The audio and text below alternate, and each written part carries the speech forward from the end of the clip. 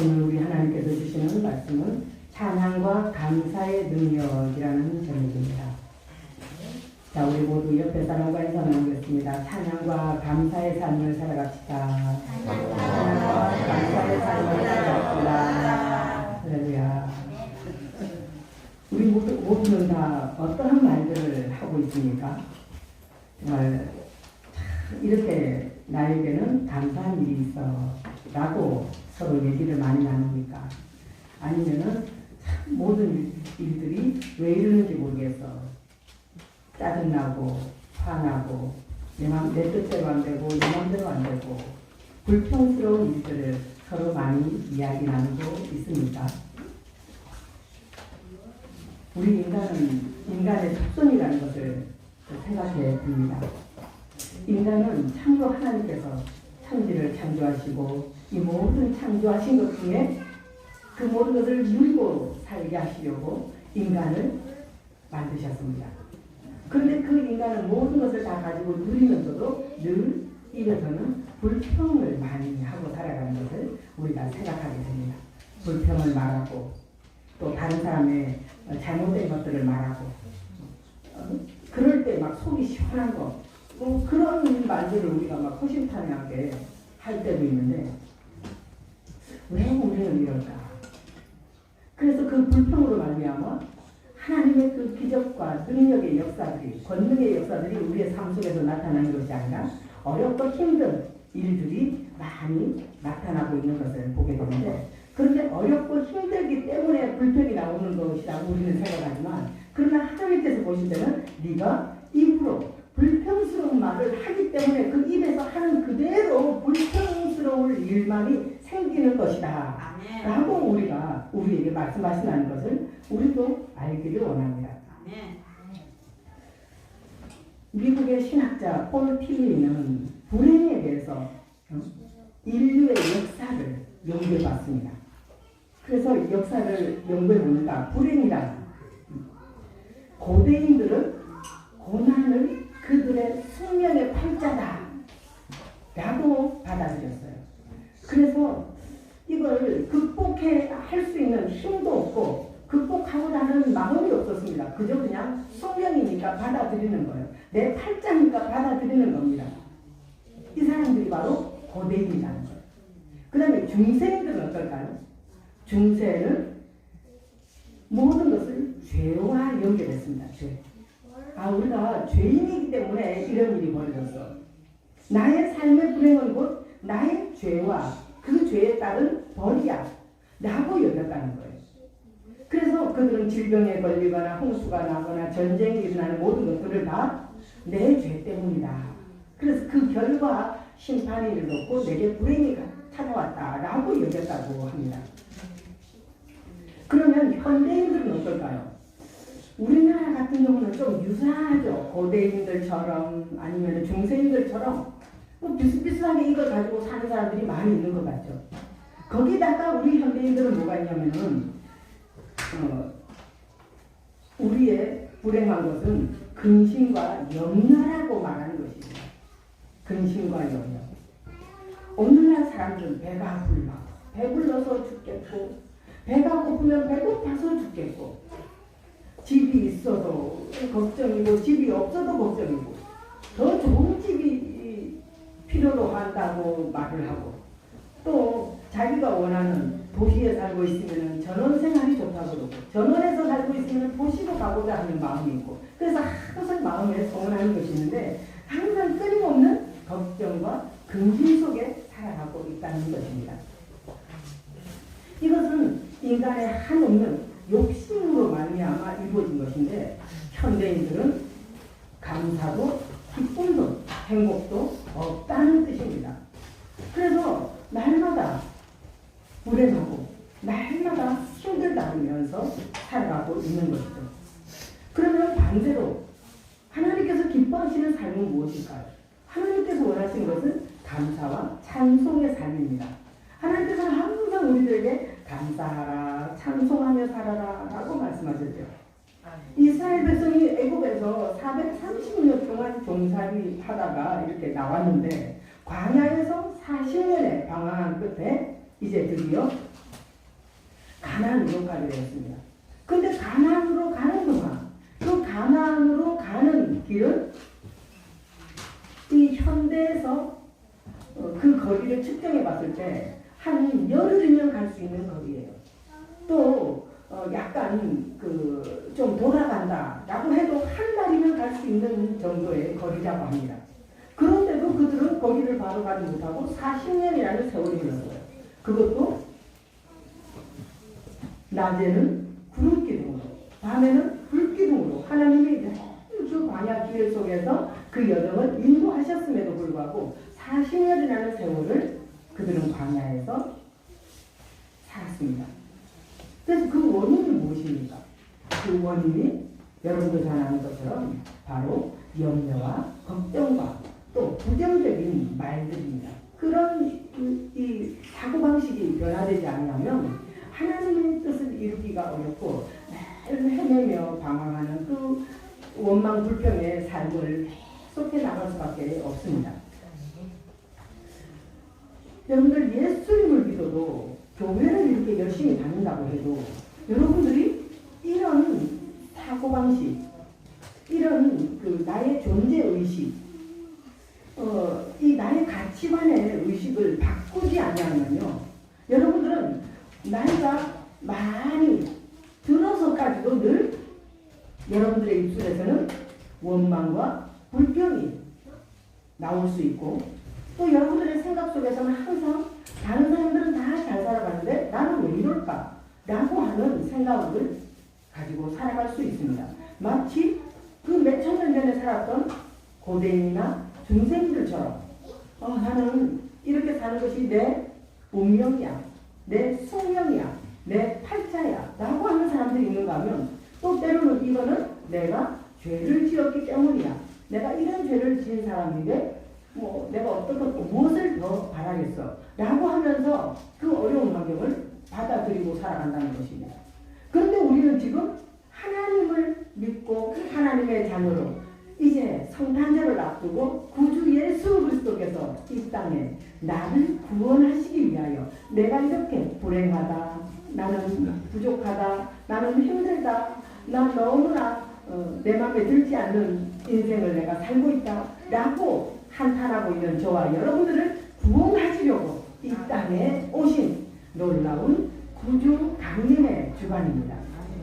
그래서 이것을 바로 대림절이라고 해요. 대림절. 주님이 오심을 기다리는 사람들, 주님이 오심을 기다리며 이제 성탄절에 예수님이 짠 하고 성육신하시어서 이 땅에 탄생을 하시죠. 그 예수님을 믿기만 하면 우리들의 인생이 완전히 새로운 사람으로 변화되는데, 지금 벌써 저와 여러분들은 새로운 사람의 인생의 길을 걸어가고 있습니다. 분명히 새로운 사람, 21세기를 살아가고 있음에도 불구하고 우리의 사고방식은 저 고대인과 중생들처럼 살아간다면 이것은 어떻습니까? 여러분들의 인생은 새로운 인생으로 하나님의 능력과 권능의 역사로 말미암아 변화된 인생을 살아가기는 조금 어려운 점이 있습니다. 그래서 완전히 우리는 주님의 오심을 믿는 자답게 변화되어져가는 놀라운 순간들이 되시기를 바랍니다.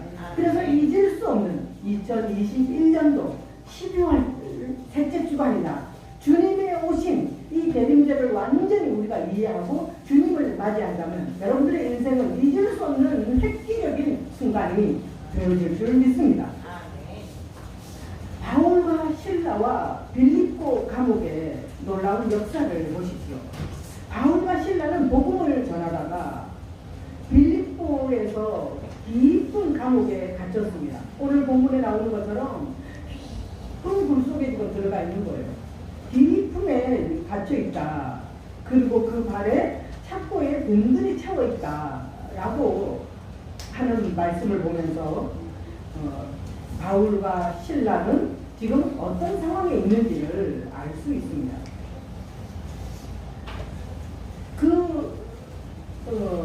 팔레스타인의 나라와 그 근변의 그 나라의 그 기후를 보면 낮에는 아주 뜨거운 또는 따뜻한 그런 날씨지만 그러나 저녁이 되면 완전히 급변하는 날씨로 말미암아 지금 우리나라에 있는 이 겨울보다 더 추운 날씨가 되는 거예요. 그래서 살 수가 없는 그런 날씨인데, 그런데 바울과 실라는 지금 어느 곳에 있습니까? 그 당시에 감옥은 돌로 만들어졌어요. 돌을 파서 그 속에 굴을 뜯어서 감옥을 만들었는데, 그러니까 차가운 바윗돌로 쌓여져 있는 그 속에 또 깊은 굴 속에서 옥에 갇혀 발에는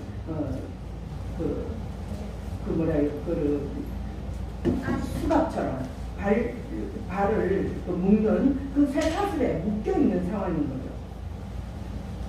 이렇게 묶여 있는데, 그런데도 그들은 거기서 무엇을 합니까?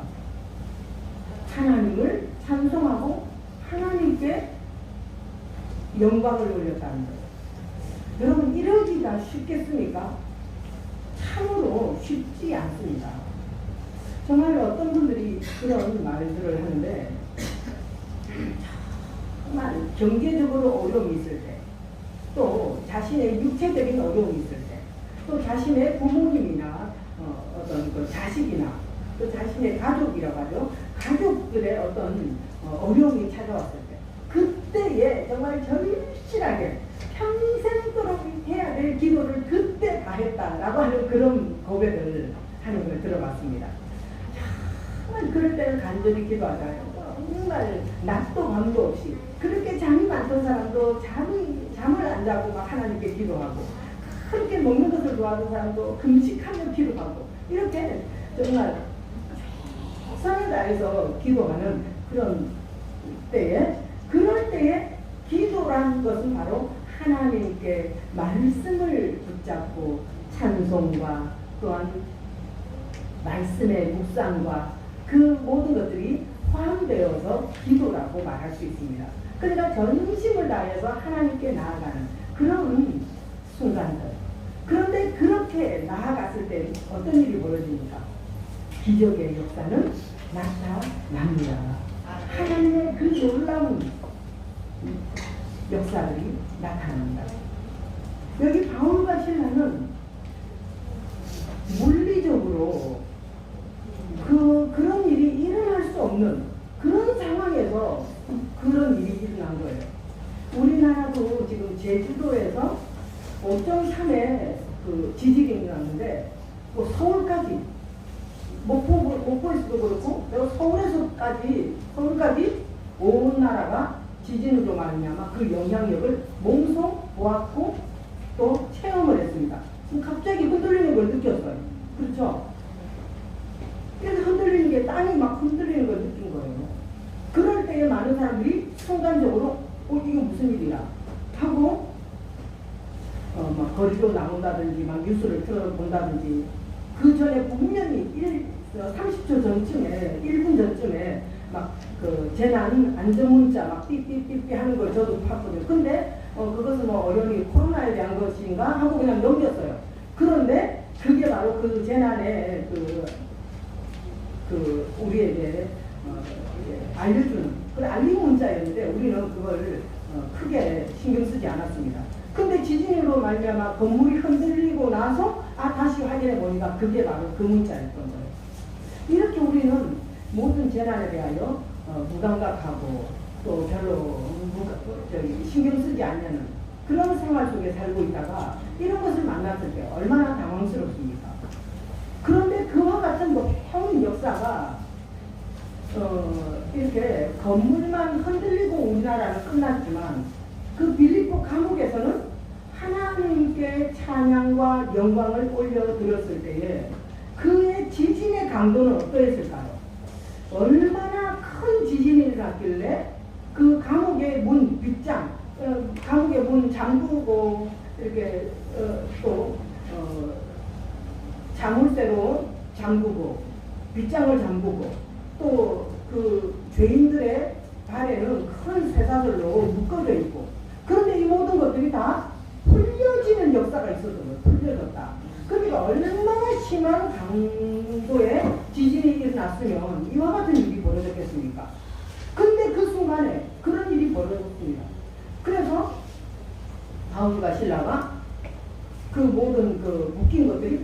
없다는 거예요. 그 놀라운 기적의 역사는 어떻게 일어났습니까? 우리처럼 자연스럽게, 물론 얼마 전에 있었던 그 지진도, 또 지금에게 우리에게 주어진 이 코로나도 우리에게 어떤 의미를 부여해 주는지, 우리에게 어떤 깨달음을 주고 있는지, 그것은 각자에게 맞는 해석이 필요할 것 같습니다. 그렇지만 이것을 가지고 모두가 다 똑같은 해석이 나올 수는 없지만, 아마 각자가 더 우리가 어떻게 살아야 될 것인지, 또는 이 일을 통해서 우리가 수요일 날 우리 메타버스 강의를 하는 걸 보면, 우리가 이 코로나로 인하여서 우리 교회들이 발전하게 됐다. 21세기 사람을 21세기 방법으로, 우리가 21세기에 사람들이 21세기의 사람을 향하여 이렇게 복음을 전해야 된다라고 하는 그런 깨달음을 우리에게 주었습니다. 그래서 코로나19가 결코 나쁜 것이라고도 할 수도 없고, 그렇지만 많은 사람들에게 또 경제적인 영향을 많이 주어서 그들이 힘들고 어려워지고, 또 지병이 있는 사람들과 또 갑작스러운 어떤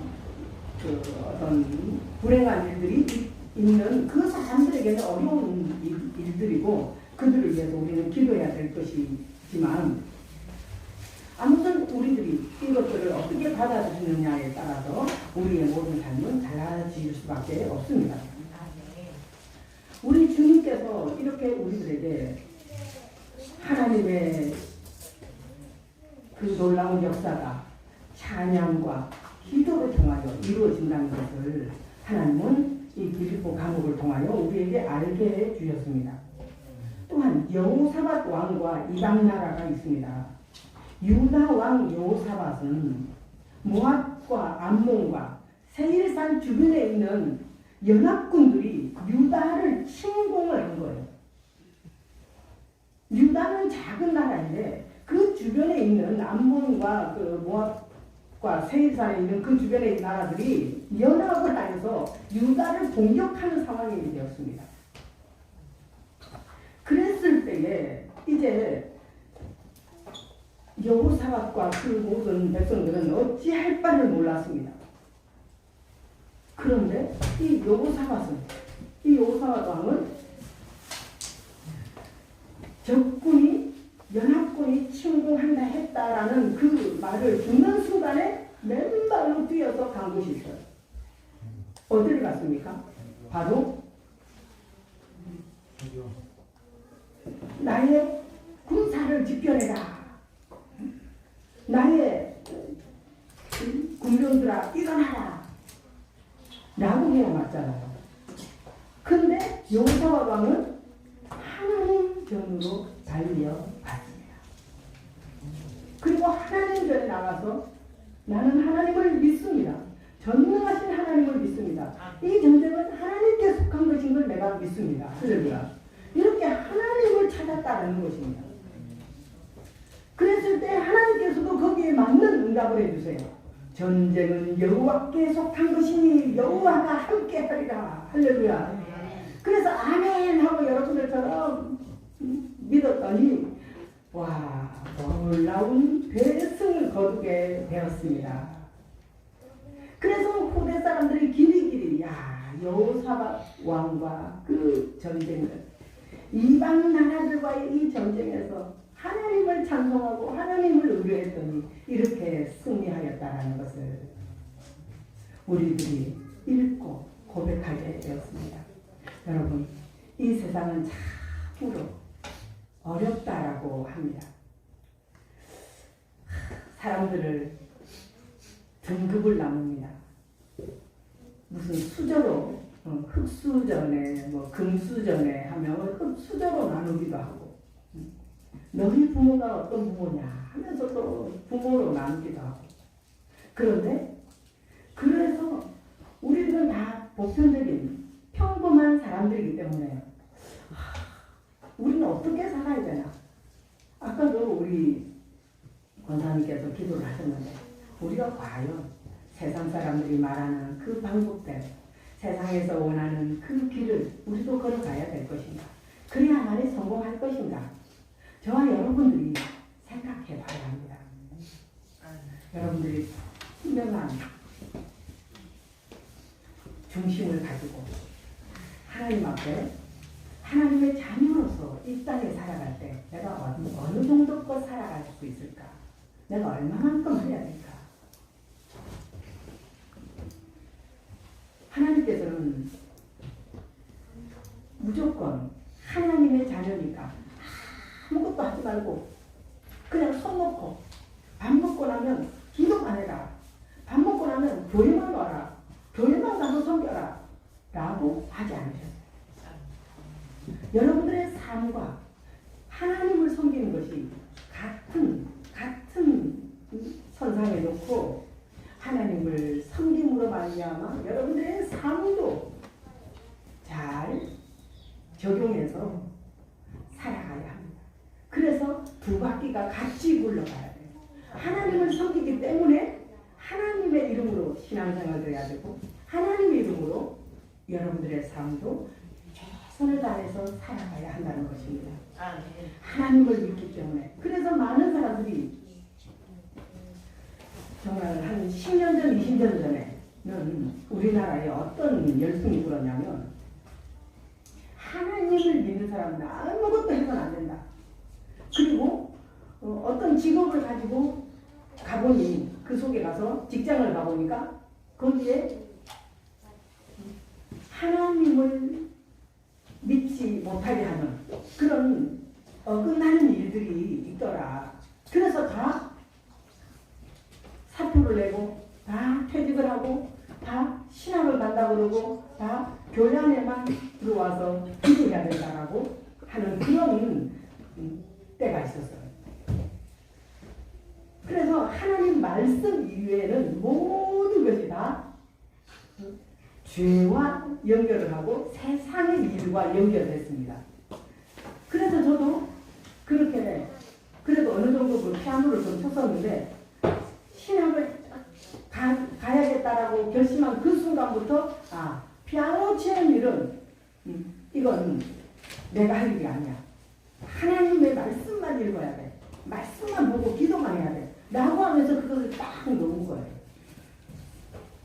근데 그런 사람들이 한두 사람이 아니라는 겁니다. 그래서 그 사람들의 가정이 어떻게 됐습니까?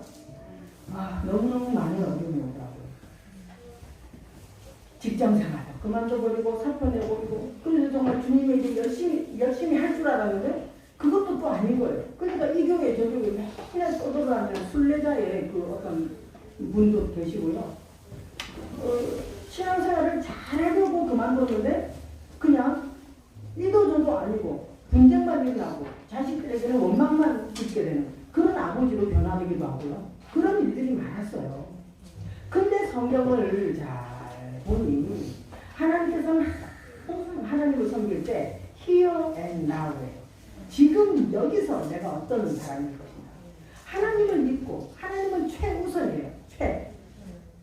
그냥 하나님 때문에 내가 가정생활도 잘하고 하나님 때문에 직장생활도 잘하고 할렐루야. 우리 청년들이 있는데 교회들마다 걱정입니다. 교회마다 청년들이 기독 청년들이 특히 연애도 못해 데이트도 못해 그래서 전부 나이가 들어가는 거예요. 그래서 목사님 여러분들은 모르겠지만 저희들은 목사님들끼리 모여서 그 교회에 청년들이 있냐 우리 교회에 누구 있냐 이러면서 서로 만나게 하는 일을 좀 만들자 좀 주선 좀 하자 이런 고민까지 하게 될 정도로 교회 안에 처녀총각들이 많습니다. 나이 든 사람들 여기 우리 교회에 있는 사람들보다 훨씬 더 나이 많은 40대 넘은 이런 처녀총각들이 많은 거예요. 그래서 그들과 이야기를 해봤더니 그들이 이거 사람을 이렇게 만나서 그들에게 어떻게 대해야 되고 어떤 점을 내가 보여줘야 되고 어떻게 그들을 함께 내가 가정을 이룰 것인지 그런 아무런 교육이 안 돼 있고 준비도 안 돼 있는 것입니다. 이게 바로 무슨 뜻이냐면 바로 우리가 오직 예수, 오직 말씀. 그런데 우리가 잘못 깨달은 것이 오직 말씀,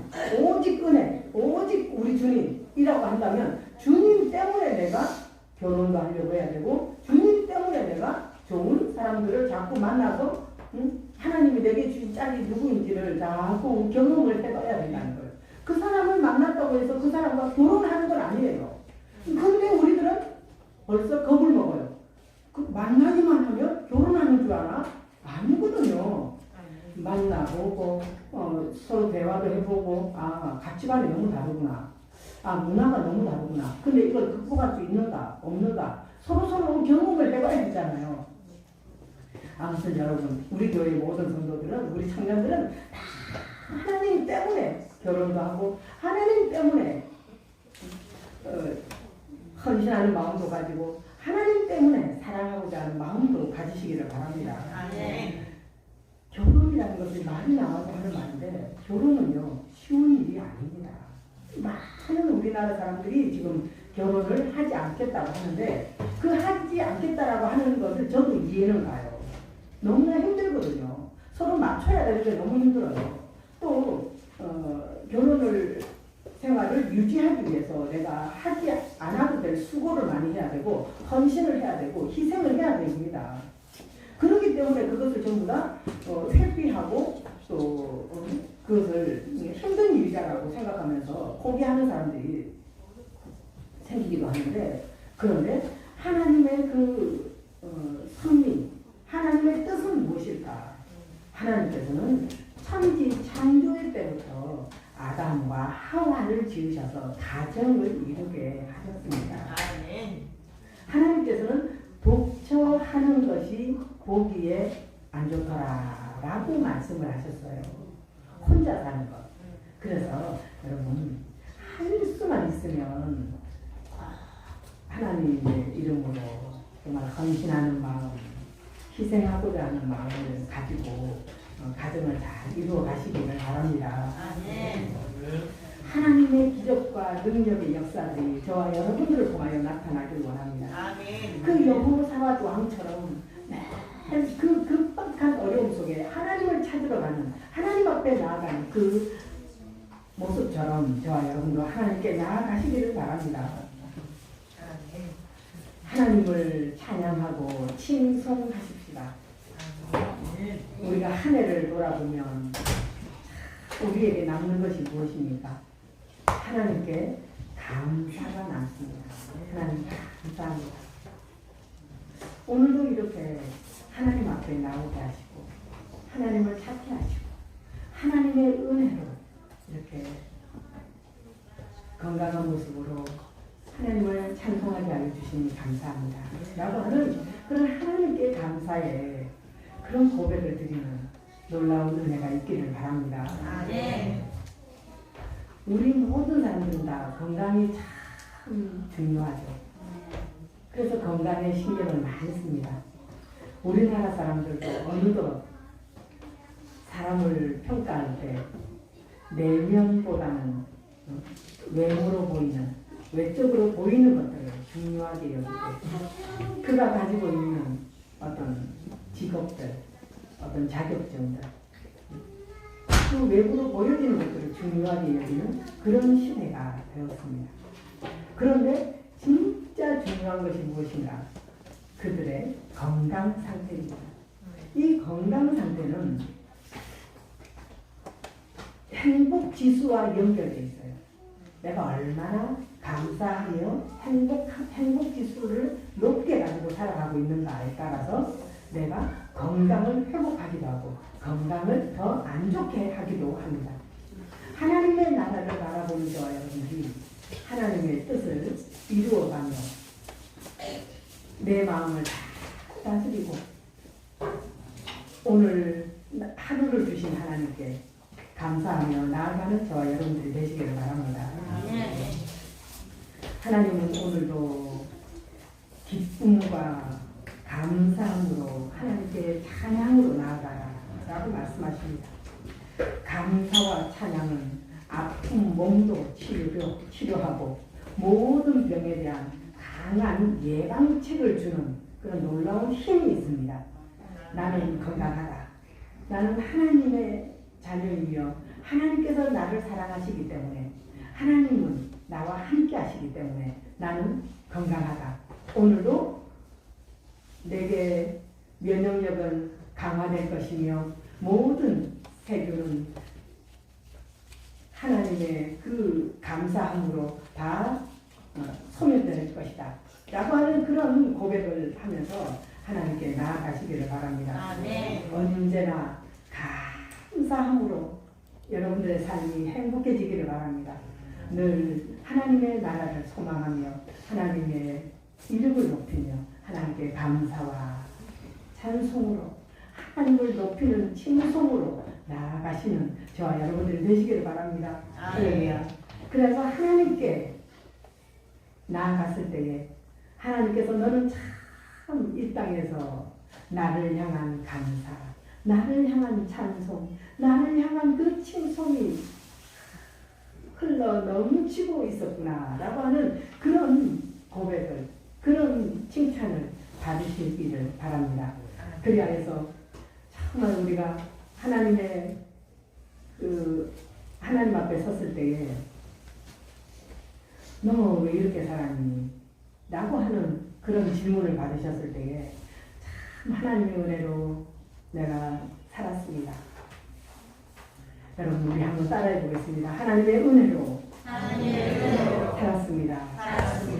하나님의 사랑으로 살았습니다. 할렐루야. 하나님께 감사함으로 살아가고 하나님의 그 능력을 찬송하며 살아갈 때에 하나님의 놀라운 권능의 역사들이 여러분들 삶 속에서 나타날 줄 믿습니다. 기도하시겠습니다.